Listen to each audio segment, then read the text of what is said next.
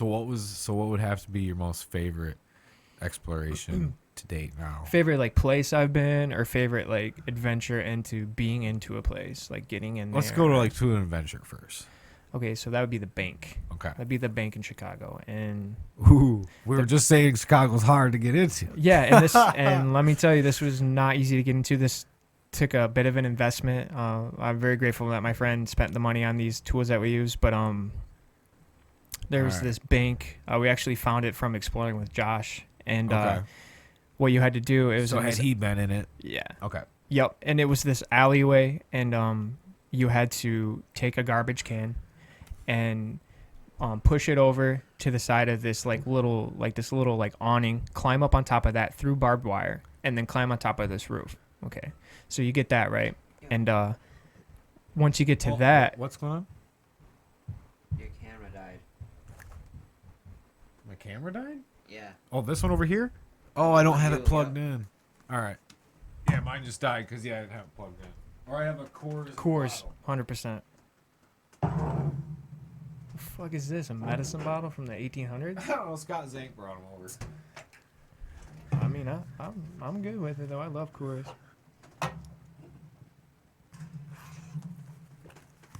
One of the smoothest beers, I feel like. Smoothest? Oh yeah. I think Coors tastes like piss. I think Bud Light and Budweiser taste like piss. But you'll drink it though in a social setting.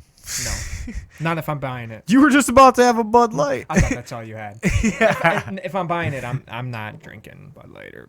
Oh yeah, buying. But yeah, if Coors? offered though, you would drink it. Oh, Right. of course. Right. Yeah.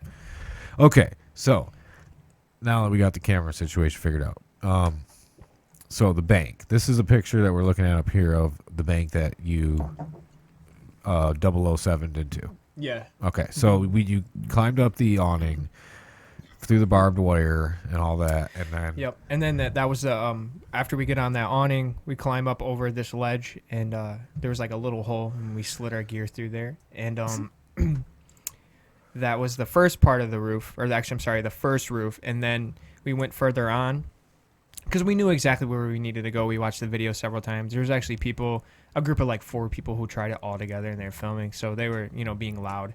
And while you guys were going there, no, a video that we watched. Okay. And actually, when we were climbing up on the off the awning, there was some people like out on their porch or their deck right there in the alleyway, just watching us.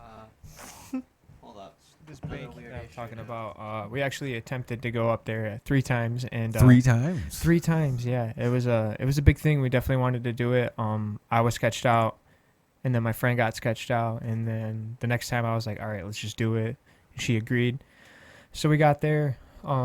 We had to push this trash can over to a door and then climb on top of the trash can, use the door's leverage, put a foot up on the door, and then try to climb through this barbed wire onto this awning. And the awning had barbed wire on it, I'm pretty sure, because they were trying to keep people out. Right. But somebody had cut it, and we just kind of pushed ourselves through because we were pretty small, and it was a tight gap. But we got on top of there, and then we had to climb on top of the first roof. And I think it was like a roof to some restaurant or something like that. Right. And it was right in this alleyway where people lived in their back porch, like their little deck or whatever was right there.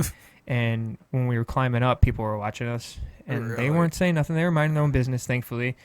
We were a little sketched out, but I was like, let's just keep going, whatever, so many people have done this. So we keep going onto the first roof, and then we go over to toward the bank, and there's this pipe. And the pipe goes along the wall, and it's the only thing you can use to climb up onto the roof from there. Mm. So we climb up this pipe. You got to grab onto it, put your feet against the wall, and pull yourself up. And we got up there, and there was a rope I noticed as soon as I got to the top. And they set the rope there so you could drop it down to your friend and tie it onto your gear. So I dropped the rope down. She tied her gear up. I pulled all the gear up, and then she came up. So once we got up there, we were looking around for the roof latch. I couldn't find it. She ended up finding it, and we had a hard time getting it open at first, and then we opened it. But before we opened it, we were like really excited. And I was like, yo, we did it. We're about to get in and everything. This is awesome. And we open it, and it's like this 13-foot drop. And they're like, I was like, what do we do? I was like, we can't do anything. Like, what? I mean, how are we supposed to get down there?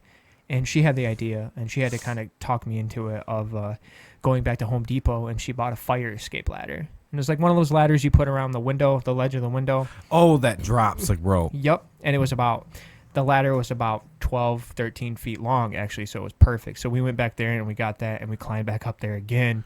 And people were watching us again, so we put that ladder down, and then we climbed down, and the whole time we were climbing down, the ladder's like swinging all around and stuff. It was super, super scary. And we dropped in off the ladder, and we had to like navigate through some hallways. Some people like broke holes in the walls so they could get, into the bank area. And then we walked out in there, and it was just like, as soon as we seen it. And that's kind of what you seen, like. Yep. The side, that window right there on the other side, that's where we came out on the right side right there. Right there? Yep. Right where the mouse is at right now. Oh. That's where we came in at. The other picture might show the perspective that we seen. There's another one too. Ooh.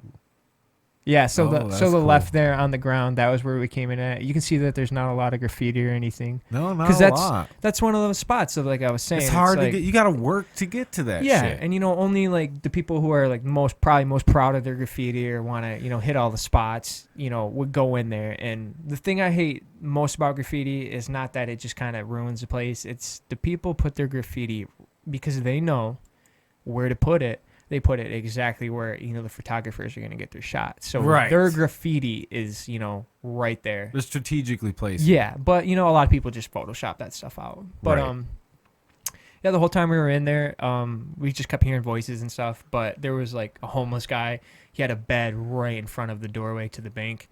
And he was just out there, like, talking and stuff. And I was, like, really sketched out, like somebody was maybe in there. But there was no way, because the only way you could get in there is if you dropped into that ladder. Right. So we were safe the entire time. So we took our time in there. So where was the homeless guy? He was right out front on the street there. On the bed. street? Yeah, and you wouldn't believe it. He had like a king size like Serta mattress out there. I was like, what? I was like, man, this guy has and I kid you not, this guy has a nicer bed than I do. Damn. Yeah. I was pretty jealous. Fucking, somebody probably threw it out bed. because it had like some sort of smell or some shit, dude. Stain on it or something. Stain. I mean, you're talking about Chicago, and there's a lot of, higher up people out there. Yeah, you got from the high to the lows. Mm-hmm. And he was definitely on the high end, of his living situation there. So. Of his living situation, yeah. Being homeless, given a Serta mattress. But yeah, that was definitely one of the most exciting adventures. How'd you get the ladder down? Did you guys bring a drill and shit with you to drill it in place or what? No, it's actually got hooks. Oh, hooks. Yeah, and then the ledge was like thin and it was deep, so we just put it around. Yep, just dropped it right there and it held in place. I mean, she's like 110 pounds. I'm we're not talking 200 plus pound people here. And it had a limit, I think, up to like 300. Right. So climbing back up the ladder was a little scary, but I knew that was my only way out, so I had to do it, and I did it. And after, I was very, very happy that I did.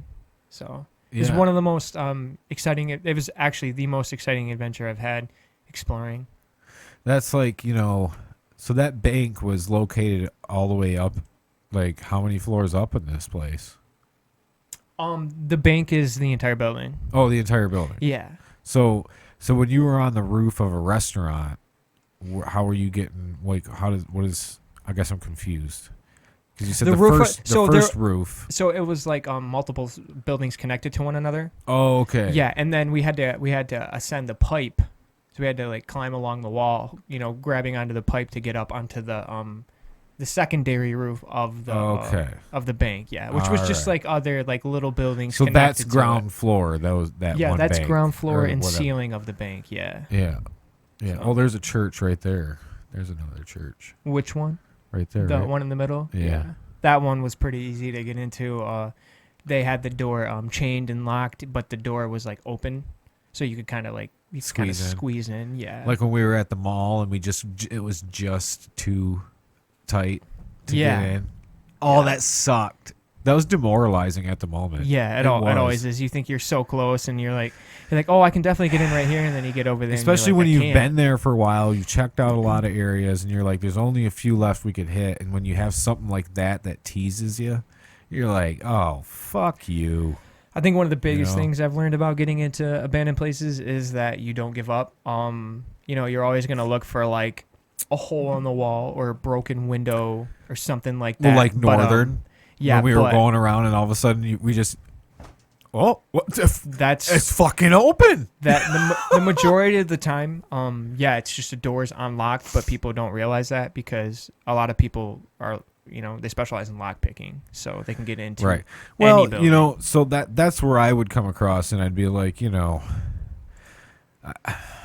I my whole logic the whole time was, if there's a way for me to get in here without breaking and entering, like, I'm good. Like, I'm not going to jail. I'm going to get a fine for trespassing and be on my fucking way. As long as I don't do anything else wrong. But if they know without beyond a shadow of a doubt that I had to lockpick, break something, do something to get in there, that's where I would start to get a little sketch.